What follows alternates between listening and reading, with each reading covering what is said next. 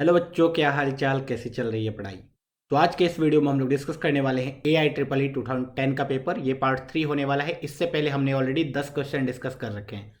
तो यार, जब मैं पेपर देख रहा था और मैं स्क्रीनशॉट ले रहा था तो मुझे पता चला कि यार, ये जो AIEEE में 2010 में जो पेपर आया था वो बहुत ही प्यारा सा पेपर आया था। मतलब जनरली हमें देखा गया है कि AIEEE का पेपर थोड़ा ईजियर साइड पे होता है, जिसमें डायरेक्टली फार्मूला अप्लाई करो एंड क्वेश्चंस बनते हैं। कुछ क्वेश्चंस ही ऐसे होते हैं जो अच्छे होते हैं, ठीक है। लेकिन जब AIEEE 2010 का पेपर देखा तो ऐसा मुझे बहुत कम क्वेश्चन मिला जिसमें डायरेक्टली फॉर्मूला अप्लाई करो एंड आंसर आ जाएगा, ठीक है। बहुत सारे क्वेश्चन ऐसे थे जो बहुत ज़्यादा कॉन्सेप्चुअल थे। बहुत सारे क्वेश्चन ऐसे थे जो 2-3 चैप्टर के मिक्सचर थे। तो यहाँ पे भी तुम्हें 5 क्वेश्चन में सॉल्व करूंगा एंड तुम्हें दिखेगा कि सारे क्वेश्चन कितने ज़्यादा कॉन्सेप्चुअल है। इस टाइप के क्वेश्चन अगर तुम पढ़ते हो एंड इस टाइप के क्वेश्चन के कॉन्सेप्ट को याद रखते हो कि किस तरीके से सोचना है, बाकी किस तरीके से सॉल्व करना है, ये सब कुछ अगर तुम याद रखते हो तो अभी जो जेई मेंस का पेपर होने वाला है या फ्यूचर में भी कभी होगा तो उसमें तुम मचाने वाले हो, ठीक है। अगर तुमने एक एक चीज को याद रखा है तो अंडर एस्टिमेट मत करो पीवाईक्यू के पावर को, ठीक है। अगर तुमने पीवाईक्यू को बहुत अच्छे ढंग से सॉल्व कर रखा है, एक एक क्वेश्चन को बहुत ही डिटेल में डिस्कशन कर रखा है खुद के साथ, जो भी कॉन्सेप्ट आए हुए हैं उन सारे कॉन्सेप्ट को तुमने ऑलरेडी माइंड में अपने रखा है, तो देखना तुम जब जेई मेंस के पेपर में बैठोगे तो तुम्हें बिल्कुल ही क्वेश्चन नया नहीं लगेगा। तुम्हें लगेगा तुम्हें सारे क्वेश्चन आते हैं। 30 क्वेश्चन या जो भी 25 क्वेश्चन आए, तुम्हें लगेगा कि यार इसमें से दो चार क्वेश्चन ही ऐसे हैं जो आउट ऑफ द टॉपिक, मतलब इस टाइप का क्वेश्चन मैंने कभी सॉल्व नहीं किया था। बाकी सारे क्वेश्चन तुम्हें ऐसे लगेंगे कि इस टाइप क्वेश्चन तुमने कहीं ना कहीं सॉल्व कर रखे हैं। तो चलो, पेन एंड पेपर लेके स्टार्ट हो जाओ। सबसे पहले क्वेश्चन स्क्रीन पे आएगा, तुम्हें खुद से सॉल्व करना है। खुद से सॉल्व करने के बाद मेरा सॉल्यूशन देखो कि मैंने किस तरीके से सोचा। अगर दोनों का डिफरेंट रहे तो दोनों वे को याद रखो, क्योंकि तुम्हें मल्टीपल वे आ गया। एंड अगर सेम है तो कोई बात नहीं, बहुत अच्छा। चलो, क्वेश्चन नंबर 1 तुम्हारे स्क्रीन के सामने है। अब देखो, ये ट्रिग्नोमेट्री का क्वेश्चन है एंड ये भी इंटरेस्टिंग क्वेश्चन है, लेकिन ये इजियर साइड पे बोल सकते हैं। बोला गया let cos of theta plus beta या फिर alpha plus beta is equal to 4/5, sine of alpha minus beta is equal to 5/3। Alpha and beta की जो वैल्यू है वो एग्जैक्टली 0 से π/4 के बीच में है। मतलब हमें कोई टेंशन लेने वाली बात है ही नहीं। देन tan 2 अल्फा की वैल्यू पूछी गई है। अब तुम देखो, tan 2 अल्फा की वैल्यू पूछी जा रही है तो बेसिकली अल्फा पता होना चाहिए, कॉमन सेंस। लेकिन अल्फा फाइंड आउट कैसे करेंगे? तो बहुत सारे बच्चे लग जाते हैं डायरेक्टली फॉर्मूला अप्लाई करने। बोलेंगे कॉस अल्फा प्लस बीटा पता है तो मुझे ये पता है cos A cos B minus sine A sine B is equal to 4/5। Then sine A minus B पता है तो sine A cos B minus cos A sine B is equal to 5/13। भाई ये तुम लिख ही लोगे तो यहां से tan 2 अल्फा कहां से लाओगे? tan 2 अल्फा तो ला नहीं पाओगे। दिस मीन्स ये लिखना ही नहीं था, ये लिखना ही नहीं था। अब तुमने ध्यान से देखना है कि यार tan 2 थीटा पूछा है, बेसिकली tan 2 थीटा पूछा है एंड tan 2 थीटा का तो डायरेक्टली फॉर्मूला आता है। tan 2 alpha is basically what? 2 tan alpha divided by 1 minus tan square alpha. ये तो फॉर्मूला होता है tan 2 अल्फा का। लेकिन मुझे tan अल्फा नहीं पता है। अगर tan अल्फा भी पता होता तो मेरा आंसर आ जाता। अब मैंने इस एंगल्स को ध्यान से देखा। इस क्वेश्चन में यही है, इस टाइप के क्वेश्चन अगर सीख जाओगे तो इस टाइप क्वेश्चन सारे सॉल्व हो जाएंगे। Alpha plus beta alpha minus beta, अगर मैं इन दोनों एंगल का सम निकालता हूं, दैट इज मैं अगर alpha plus beta and alpha minus beta का सम करता हूं तो एग्जैक्टली 2 अल्फा आता है। अच्छा, कल जाके वो 2 अल्फा की जगह 2 बीटा भी पूछ सकते हैं, तो तुम तुरंत रेडी रहना कि इन दोनों का अगर डिफरेंस निकालते हैं तो 2 बीटा हो जाता है, ठीक है। तो अभी तो सिंस 2 अल्फा पूछा गया है तो हम लोग 2 अल्फा फोकस कर लेते हैं। Alpha plus beta plus alpha minus beta is equal to 2 alpha. क्या अभी दोनों साइड tan एंड tan लिया जा सकता है? तो बोलोगे यस सर। हो गया क्वेश्चन बहुत ही आसान, डायरेक्टली tan 2 अल्फा ही आ गया। कैसे? Using tan of A plus B. अच्छा, tan ए प्लस बी का फॉर्मूला आई गेस सारे बच्चों को आता होगा जो भी जेई मेंस की तैयारी कर रहे हैं। तो tan 2 अल्फा विल बी, इसमें tan A plus tan B लगाएंगे तो tan A that is alpha plus beta plus tan B that is alpha minus beta divided by 1 minus tan A that is alpha plus beta into tan B that is alpha minus beta। ये आ जाएगा हमारा answer. लेकिन उसके लिए उन्होंने sine alpha plus beta या cos alpha plus beta given है, तो वहां से सबसे पहले I will have to find tan alpha plus beta, जो कि निकालना मेरे लिए बहुत आसान है। कॉस थीटा कितना होता है, b by H that is 4 and 5, तो ये 3 आ गया। अगर ये थीटा है तो tan थीटा आ जाएगा। So tan of alpha plus beta is equal to 3/4। tan alpha plus beta आ गया। Similarly sine alpha minus beta पता है तुम्हें, तो अगर यहाँ पे एक ट्राइंगल बनाया जाए जो ये थीटा है तो 5/13 है, तो ये कितना आ जाएगा बताओ, 5 एंड 13 है, तो 13 square that is 169 minus 5 square that is 25, तो ये तो आ गया 12। ओके, सो यहाँ से tan theta that is tan alpha minus beta की वैल्यू कितनी आ रही है, तो तुम बोलोगे tan अल्फा माइनस बीटा की वैल्यू 5/12 आ रही है। पुट करेंगे वैल्यू को, tan अल्फा प्लस बीटा की वैल्यू 3/4 है, tan अल्फा माइनस बीटा की वैल्यू 5/12 है, divided by 1 minus 3/4 multiplied by 5/12।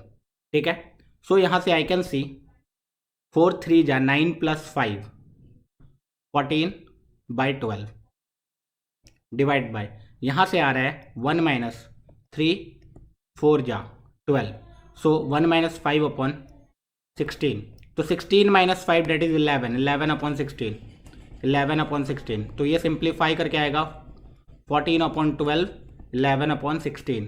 तो यहाँ से आई कैन सी 4 3 जा 12, 4 4 जा 16।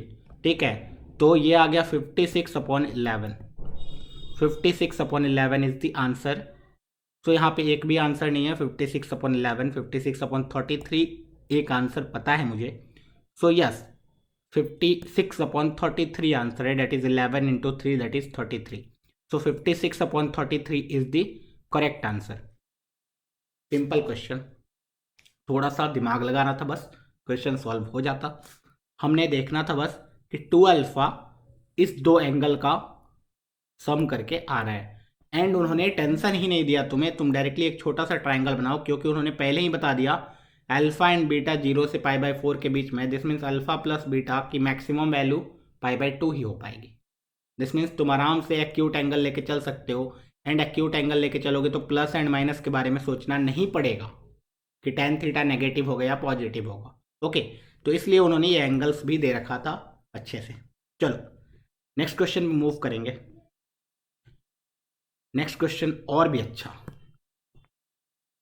अब ये सब क्वेश्चन देखता हूँ ना तो अच्छे लगते हैं। ठीक है, इसमें पूरा कॉन्सेप्ट यूज हो रहा है, ऐसा नहीं कि डायरेक्ट फॉर्मूला आता है तुम्हें क्वेश्चन सॉल्व हो जाएगा। देखना, बोला गया एक फंक्शन है px defined on all real number such that p dash x is equal to p dash of 1 minus x. जो चीज़ गिवन है वो है यही, p dash of x is equal to p dash of 1 minus x, ये given है। आगे कुछ और चीज़ें दी हुई है कि सारे x 0 से 1 के बीच में, 0 से 1 के बीच में हर x के लिए ऐसा सिचुएशन बन रहा है। p ऑफ 0 की वैल्यू गिवन है, p ऑफ 1 की वैल्यू गिवन है। Okay, p of 0 and p of 1 given है, तो उससे हम लोग p डैश में कुछ कर नहीं पाएंगे ज़्यादा कुछ।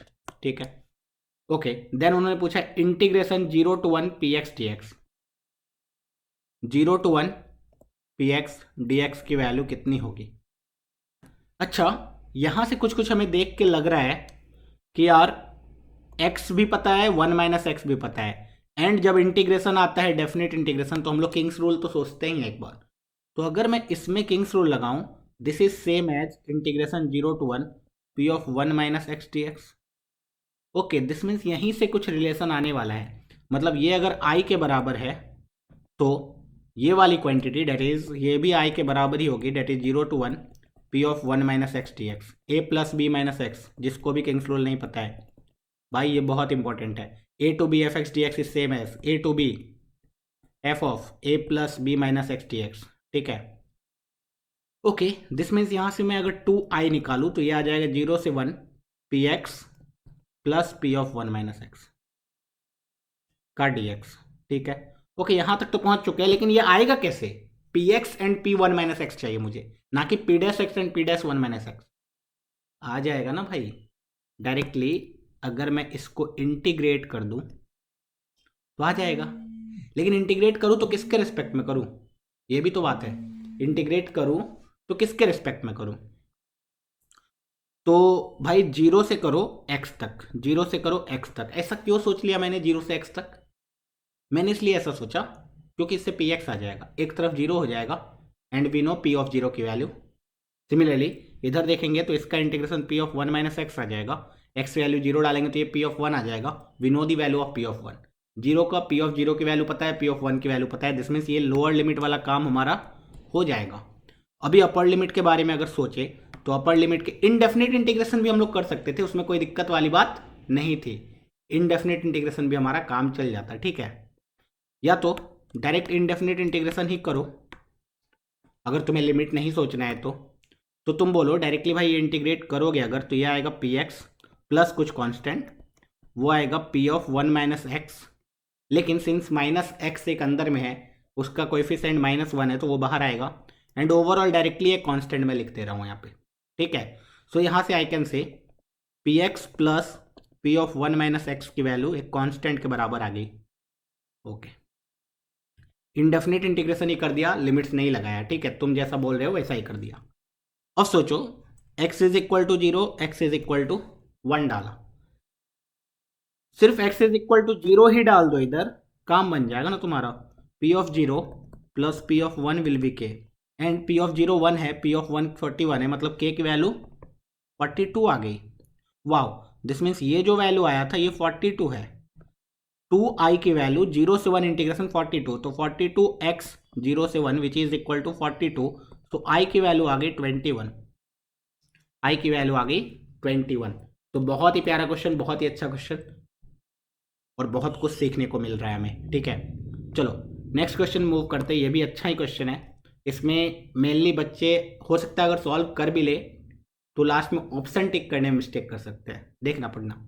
अ person is to count 4500 currency notes, मतलब एक आदमी है जिसके पास 4500 करेंसी नोट्स हैं, ये टोटल कितने हैं 4500 नोट्स। वो एक रुपया वाला नोट होता है ना, सिक्का, बेसिकली करेंसी नोट का मतलब सिक्का है उनके पास, और वो काउंट कर रहा है एक एक करके एक एक करके एक एक करके। अब यहाँ पे क्या क्या इन्फॉर्मेशन गिवन है, let a n denote the number of notes he counted in the nth time, मतलब A1 का मतलब क्या होगा कि भाई पहले मिनट में उसने कितने नोट्स काउंट किए, एक मिनट, ओके।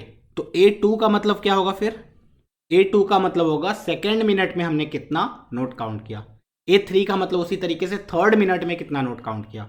अब उन्होंने बोला है कि A1 की वैल्यू, A2 की वैल्यू, A10 की वैल्यू, सबकी वैल्यू 150 है, दिस मीन्स उसने फर्स्ट मिनट में कितना नोट काउंट किया होगा, फर्स्ट मिनट में 150, फिर से सेकेंड मिनट में 150, थर्ड मिनट में 150, फोर्थ मिनट में 150, इसी तरीके से 10th मिनट में 150।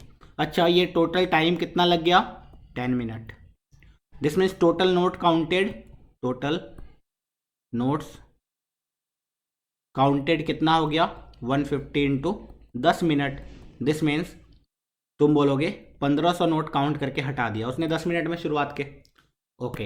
दिस मीन्स सब बचे हुए कितने हैं, रिमेनिंग नोट्स कितने हैं भाई, तो तुम बोलोगे 3000। अभी मुझे 3000 और नोट काउंट करना है 11 से लेकर के। अब उसके आगे बोला कि A10, A11, A12, A13, इसके आगे जो भी है दे आर इन AP, वो सारे के सारे AP में है विथ कॉमन डिफरेंस -2, मतलब वो बंदा थक चुका है बेसिकली, है ना।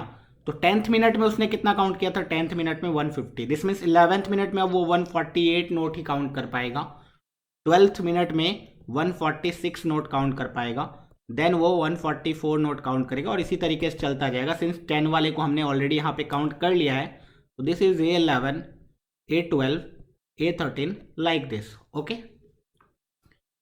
Then the time taken by him to count all the notes, मतलब अब ये जो काउंट कर रहा है ये सारे नोट्स काउंट करने के बाद सबका सम जो आना चाहिए वो कितना आना चाहिए, तुम खुद सोचो, 3000 आना चाहिए। तो यही हमें पता करना है n की वैल्यू क्या होगी, कौन से मिनट में ये खत्म किया काम, ओके। लेट्स से मैं बोल रहा हूँ यही एक AP है जिसको ट्रीट करते हैं, दिस इज पहला टर्म, दिस इज दूसरा टर्म, दिस इज तीसरा टर्म, तो nth टर्म, तो ये जो सम निकालूंगा मैं, तो ये जो सम आएगा वो आएगा n/2 2a that is 148 into 2 plus n-1 into common difference that is -2, इसकी वैल्यू आने वाली है 3000। तो यहाँ से आई कैन से n 2 को उधर लेके जाएंगे ब्रैकेट के अंदर, तो ये आ जाएगा 148 प्लस ये -1 into n-1 that is -n plus 1 is equal to 3000। ठीक है, सो यहाँ से I can say n multiplied by 149 minus n is equal to 3000। Okay, n multiplied by 149 minus n is equal to 3000 है। Okay, तो कोई answer ऐसा है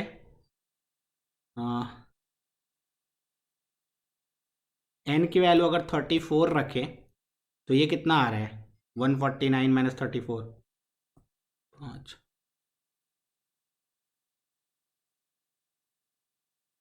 है ना। 24 रखे तो 24 रखेंगे तो इधर आ गया 125 एंड 125 इंटू 24 क्या 3000 आता है। 125 इंटू 24 3000 आता है क्या, देख लो। 8 125 इंटू 8 मतलब 125 इंटू 2 जो होता है वो 250 होता है एंड 250 का 4 मतलब 125 इंटू 8 जो होता है वो होता है 1000 एंड ये 125 इंटू 8 इंटू 3 है, दिस मीन्स ये 3000 के बराबर है। दिस मीन्स यहाँ से n की वैल्यू 24 आ जाएगी, n की वैल्यू 24 आ गई। इससे पता चला मुझे यहाँ से अगर स्टार्ट करता है यहाँ से तो ये 24th पे जाके ये 3000 नोट काउंट कर लेता।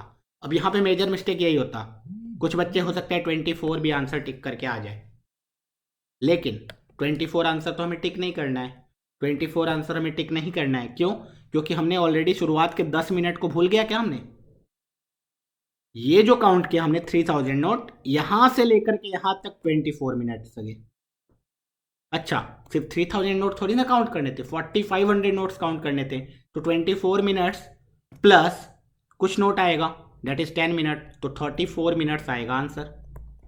लेकिन कुछ बच्चा बोलेगा सर ये तो क्वाड्रेटिक इक्वेशन है, आपने एक ही सॉल्यूशन लिख दिया, आपको कैसे पता है n इक्वल 24 ही होगा, दूसरा नहीं होगा।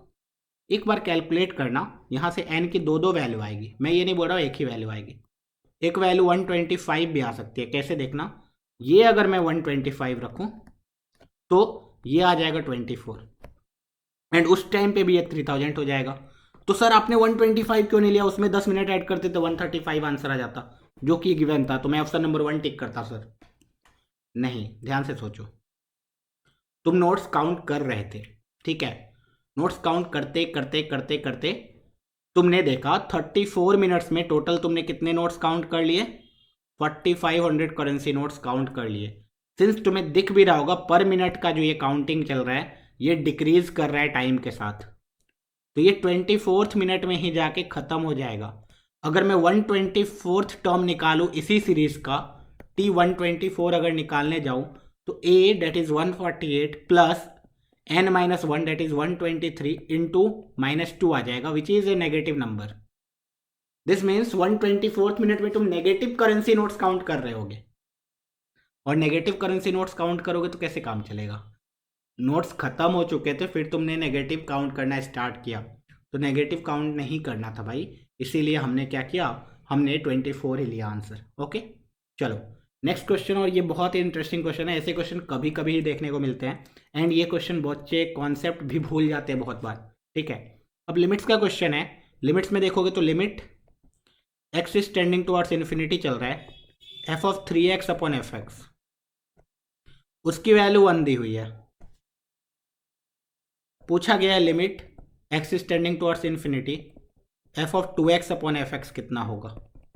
क्या fx के बारे में कुछ बताया है, बोला हाँ, फंक्शन है, ऑल रियल नंबर पे डिफाइंड है, ऑल रियल नंबर भी जा रहा है, डोमेन एंड कोडोमेन गिवन है एंड ये पॉजिटिव इंक्रीजिंग फंक्शन है, मतलब fx is positive and increasing as well, ठीक है।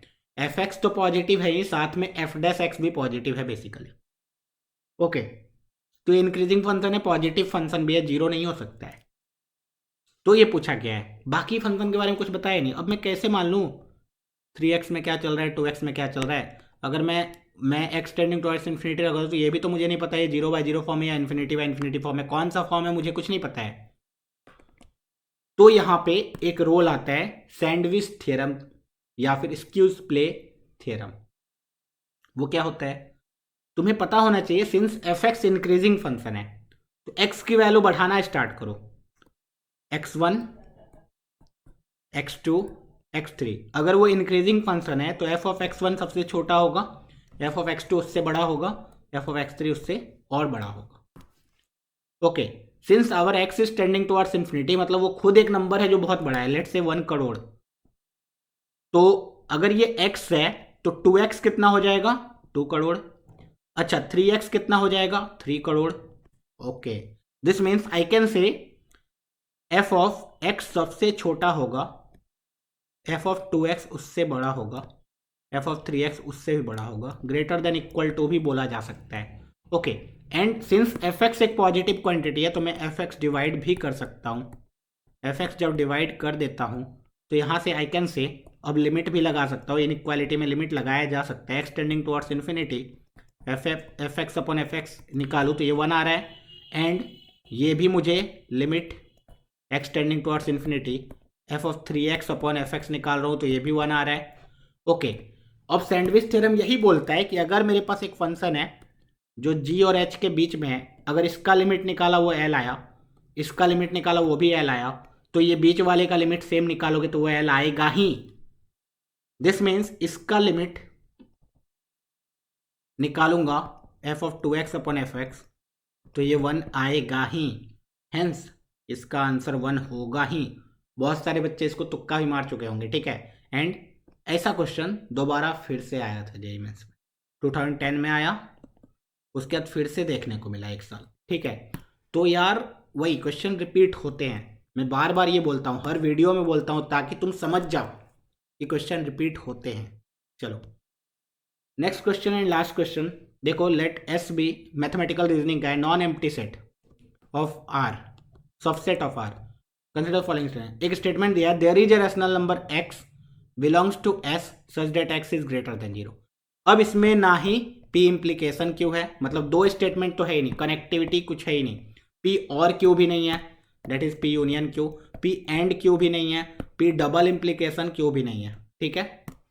ओके, दिस मीन्स वो जो 4 हमने पढ़ा था मैथमेटिकल रीजनिंग के बारे में वो इनमें से कुछ भी नहीं है।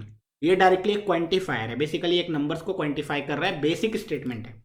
अब बेसिक स्टेटमेंट है, अब इस टाइप के स्टेटमेंट तुम्हें कहाँ मिलेंगे, तो एनसीईआरटी में जाओगे तो तुम्हें चैप्टर 1 मैथमेटिकल रीजनिंग एनसीईआरटी में चैप्टर 1 या चैप्टर 2 में ही मिल जाएगा, ठीक है। ओके, तो यहाँ पे डायरेक्टली बोले इसका नेगेशन क्या होगा, मतलब इसका उल्टा, इसका नेगेटिविटी क्या होगा। तो देखो एक एक करके देख लो, such that x greater than equal to 0 का नेगेटिव होगा x less than equal to 0, ठीक है। There is a rational number, कोई एक रैशनल नंबर होगा इसमें जो ये होगा, तो इसका नेगेशन हर एक रैशनल नंबर ऐसा होगा जो ये होगा। Every rational number x belongs to s satisfies x less than equal to 0। इसमें कोई वो वाला तोड़फोड़ वाला फंडा लगता ही नहीं कि p इम्प्लीकेशन क्यों निकाल लिया उसका नेगेशन निकाल रहे हैं, या p डबल इम्प्लीकेशन क्यों है उसका नेगेशन निकाल रहे हैं, स्टेटमेंट एनालाइज किया p है क्यों है देन, तो ये सब इसमें करना ही नहीं था, ठीक है। डायरेक्टली यहाँ पे स्टेटमेंट पढ़ने के बाद ही हो जाता। तो यहाँ पे हमने ये वीडियो भी कंप्लीट कर लिया। तुम्हें एक एक वीडियो का एक एक क्वेश्चन का आंसर पता होना चाहिए, एक एक कॉन्सेप्ट पता होना चाहिए, ताकि तुम आगे अच्छा परफॉर्म कर पाओ, ठीक है। वीडियो को लाइक कर सकते हो, चैनल को सब्सक्राइब कर सकते हो, दोस्तों के साथ शेयर भी कर सकते हो, ताकि तुम्हारे जितने भी दोस्त हैं उनको भी इस चीज़ का फ़ायदा मिले। किसी भी चैनल पे सारे के सारे PYQ सॉल्व किए हुए नहीं मिलेंगे तुम्हें, यहाँ पे तुम्हें जेईई मेंस के साथ साथ जेईई एडवांस भी मिल रहा है। एडवांस का ऑलरेडी मैंने 2011 से लेकर 2019 सारे पेपर से एक एक क्वेश्चन डिस्कस कर रखा है। जेईई मेंस भी 2010 चल रहा है, 11 ऑलरेडी हो चुका है, 12 भी हो चुका है, 13 भी हो चुका है, उसके आगे 20 तक हो चुका है, 2021 भी करने वाले हैं, सारे पेपर्स करेंगे, एक एक क्वेश्चन डिस्कस करेंगे। स्टे ट्यून्ड, चलो मचाते रहो, पढ़ते रहो, ऑल द बेस्ट।